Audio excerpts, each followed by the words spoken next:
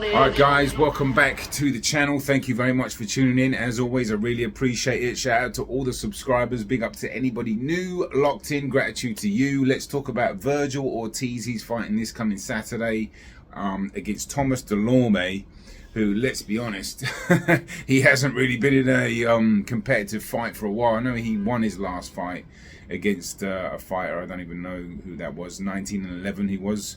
Then he lost 3 prior to that. Obviously, Boots stopped him in 1 round. Ennis with a right hand, but Ennis takes it. Down goes Dulorme again. The question is, for me, is like, how quick can Ortiz get rid of him? And then obviously the other question is, well, then we'd all expect the Tszyu fight to finally get announced. Some people are still saying it's been announced. I think it would really depend on Ortiz getting past Dulorme, which, in honesty, that would be an absolute major shock if Dulorme went past 6 rounds, let alone beat Ortiz.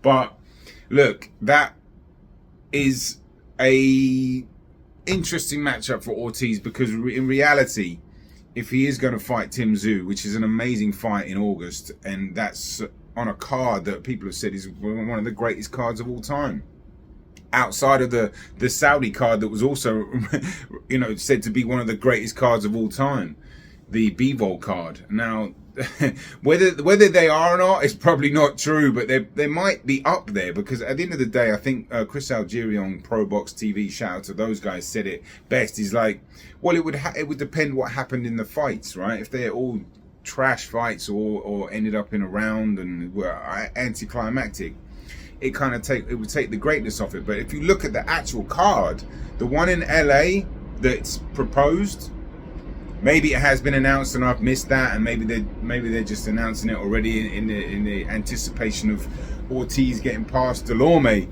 I mean, my gosh, let me run through it. You got Crawford Madrimov, good fight for the WBA belt. That'll be Crawford's another opportunity to win a world title in a different weight class. That'll be his 4th. Lightweight, 140, 147, 154. Wow.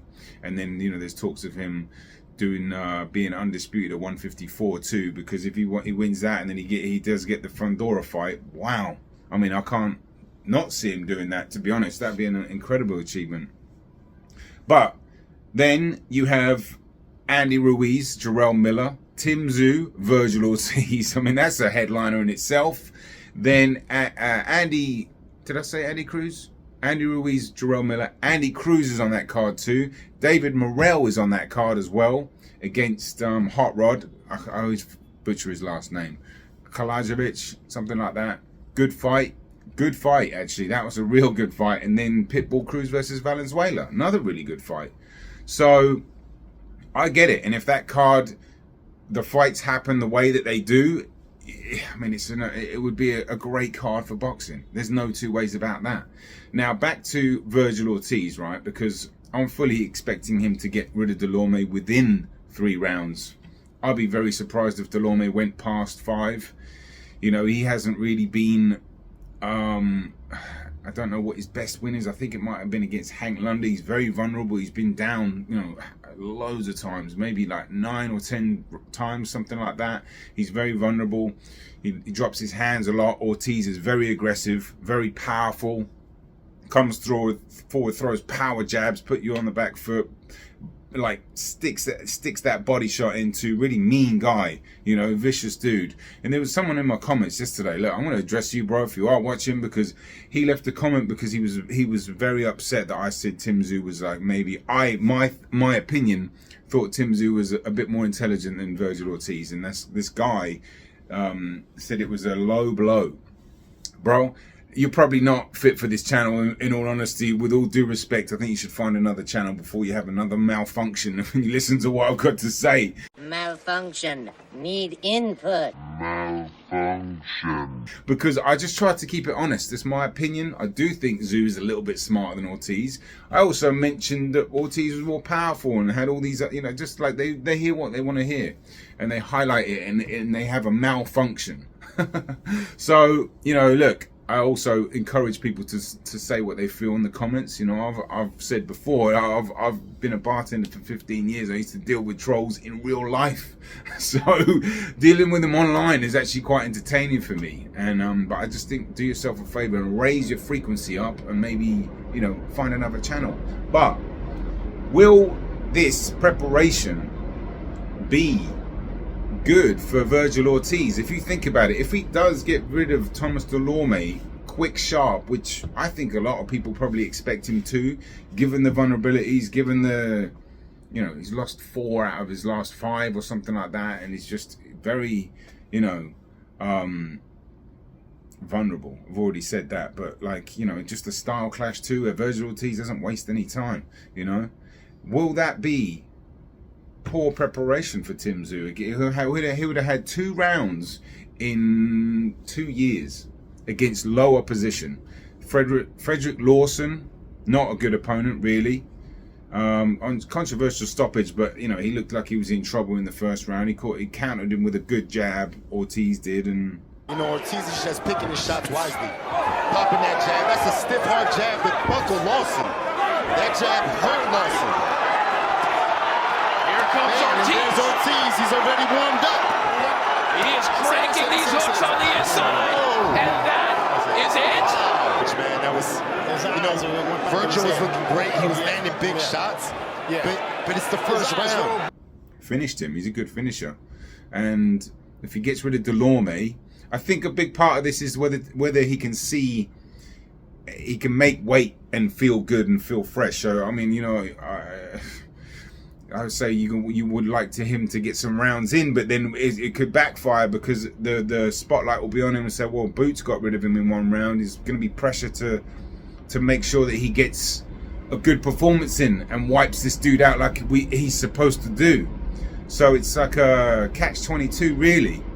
But nonetheless, it's the next fight that we're looking forward to. This is just a routine win, and maybe, like I said, go through the motions of getting that weight cut and making him, how does he feel? Because he's talked about going up to middleweight. This is how much of a big welterweight he was. He went straight to 154, and now, like, you know, he's almost possibly too big for that weight. So something interesting to think about, the size factors, because Tim Tszyu, he's a decent size 154 pounder. I think he's probably a fairly average natural 154 pounder. So would Virgil Ortiz be a bigger guy? I'd not thought of that. Probably he will be if he's talking about moving up to middleweight. Another interesting factor in that fight. That is a great fight. Let's hope that Virgil Ortiz makes the weight fine and he feels good and he has a, you know, a blistering performance. Maybe he can get 2 rounds in, maybe 3. But you know, when they can get that, I mean, that is just an unbelievable fight. Virgil Ortiz against Tim Tszyu. And as I always say on this channel, may the best man win, you know. And we get a good, clean fight, and both fighters come out the ring healthy. That's all we can ask for. That's all I ever ask for. But the card itself, mouth-watering. Saudis are changing the game, really, you know. Like I've said before, in fact, anyone that was watching my last video on the announcement of the Virgil Ortiz Tszyu fight, I watched that back, and I watch all my videos back because I watch them for mistakes, because I want to get better and better to give you guys the best content I possibly can get. And I didn't realize I didn't even edit it properly at the end. Apologies for that. It cut off out of nowhere, and I watched it back, and I was like, I thought I was watching, you know, the one that I didn't upload, and I realized I uploaded it. I was like, oh my god, because I said I was going to show you the 2023 clips. Because when I say people say that Saudis are saving boxing, I was like, well, I wouldn't go that far, because we only have to go back a year to show you how great the year was. And I made a highlight reel of it. It's about 5 minutes long. I will leave it at the end of this. I meant to leave it at that last video, but I don't know how that slipped. But I'm glad I watched it back. That's why I watched them back, just to pick up on the errors, because, you know, I want to, like I said, I want to get better.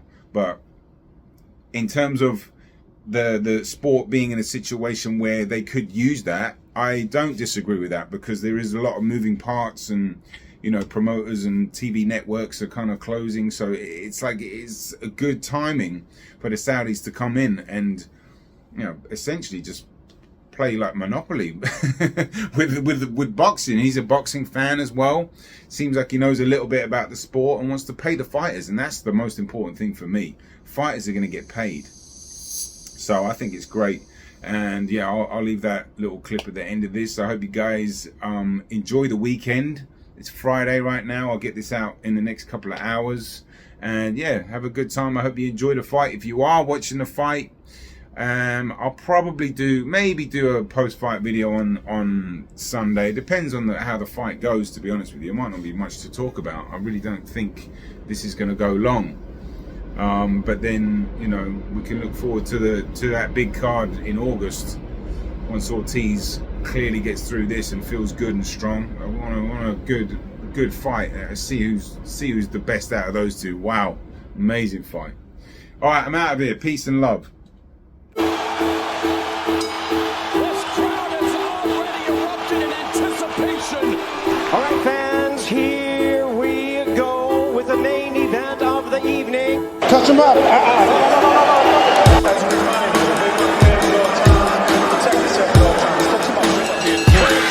Lomachenko looks like he's dug deep and he is really prepared for tonight. Boxing.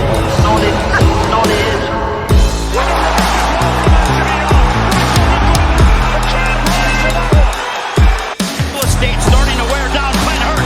Plant is hurt in a major way. Lomachenko with a back to Crawford with the jab. Down goes Spence. Hard to get in and out. Right hand hurts him. Oh, a huge right hand from the monster. And then he chases him down. Made a mistake there. Oh, with that throw, that should be a one and uppercut. No time. That should be a Johnny Brown. That should be on beats the bell. Down goes Spence for the second time in the fight. Well done, but simultaneously landing left hooks and downward goes. He's get hurt. Tszyu backs him to the ropes. There's a left hook. The seventh. A big shot. Down goes Spence. He just ducked underneath that left hook, but got covered. Oh, what a shot. What a missile strike by Davis.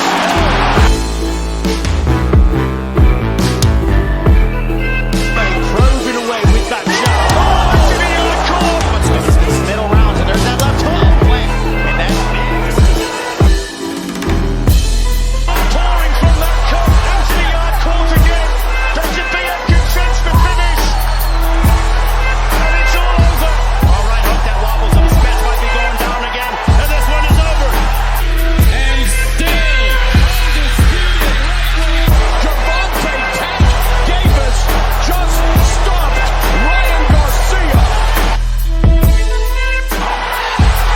Much like Percent connect percentage. He also rose to the occasion.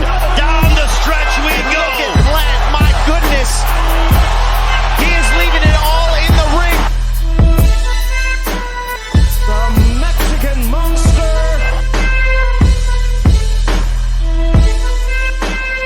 Here we see The undisputed welterweight champion of the world, Terrence Bud Crawford. left to right, and Rhea goes down. oh, and a 1-2.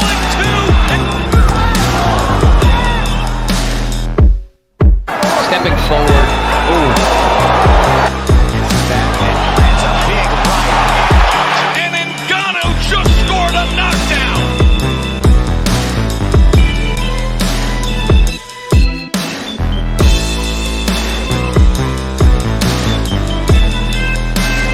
Have switched a couple times right now. Big left hand upstairs.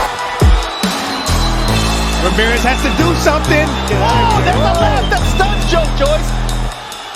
He has to do something. Espinosa sending it back.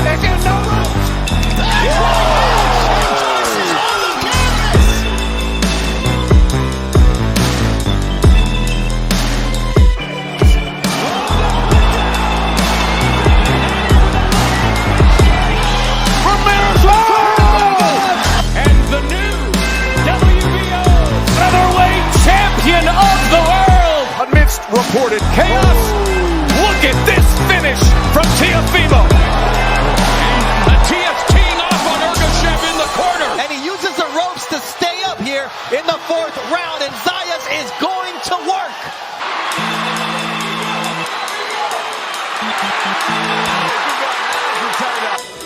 Oh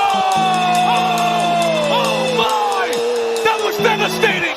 A knockout as a heavy. Oh! What a short shot with the right hand! It's not a move.